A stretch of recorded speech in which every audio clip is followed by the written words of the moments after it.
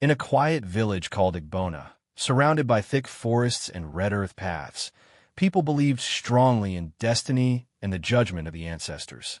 Everyone knew everyone. No secret lasted long. Among the villagers lived a young woman named Amina. Amina was beautiful, hardworking, and quiet. But life had never been kind to her. After losing her parents at a young age, she struggled every day to survive. She sold roasted corn by the roadside and lived in a small mud hut near the river. Poverty followed her like a shadow. Still, Amina dreamed of a better life. What the villagers didn't know was that one day, her desperation would lead her down a path that would shake the entire village. One rainy evening, when a market had closed and thunder rolled across the sky, a stranger arrived in Igbona. He was a wealthy-looking trader named Chief Karimu. He traveled with guards and carried heavy bags of money. People said he traded in rare goods across distant towns. But whispers followed him. Some said he was involved in strange businesses. One night, while Amina was packing her roasted corn, Chief Karimu approached her. He looked at her carefully. Then he said something that chilled her heart. "Would you like to become rich?" Amina laughed nervously. "Who doesn't want that?" The chief leaned closer and lowered his voice. "I pay very well for newborn babies." Amina froze. She thought she had heard wrong. But Chief Karimu smiled slowly. "Women give birth every day. Some cannot feed their children.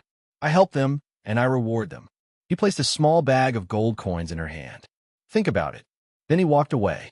That night, Amina did not sleep. Months later, Amina became pregnant. No one knew who the father was. The village women whispered, but Amina ignored them. When the time came, an old midwife helped deliver her baby. A beautiful baby boy. The midwife smiled. A child is a blessing.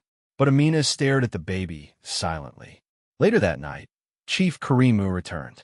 Without hesitation, Amina handed the baby over, and in return, she received more money than she had ever seen in her life.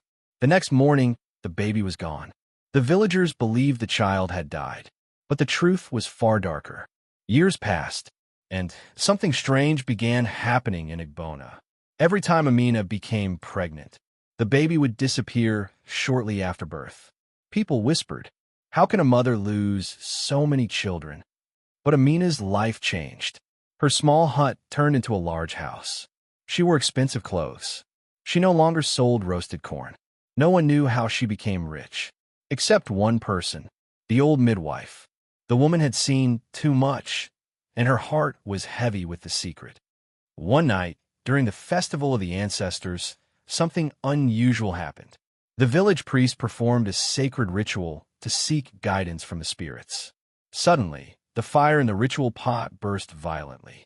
The priest screamed, "The ancestors are angry." The villagers panicked. Then the priest began speaking in a strange voice. "A mother who sells her blood will never know peace."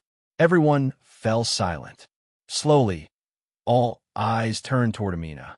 Her hands began to shake. The priest continued, "The cries of stolen children have reached the spirit world."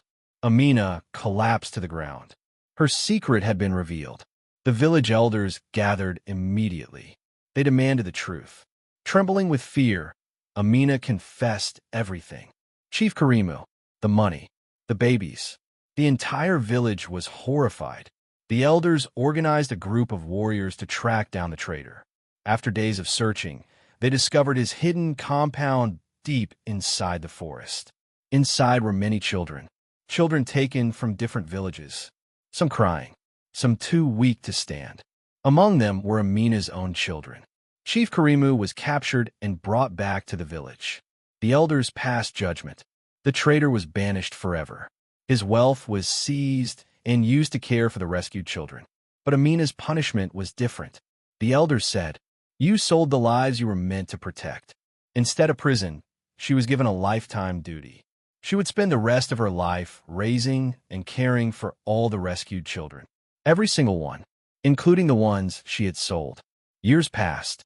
Amina changed. The woman who once sold her babies became the one who protected them the most. She worked day and night raising the children, feeding them, teaching them, loving them. Many villagers never forgave her, but the children did.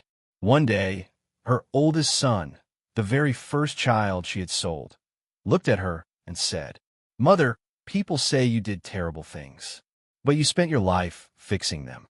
Amina cried, for the first time in many years. The elders of Igbona would later teach the young ones. Greed can make a person forget their humanity, but true repentance requires a lifetime of sacrifice.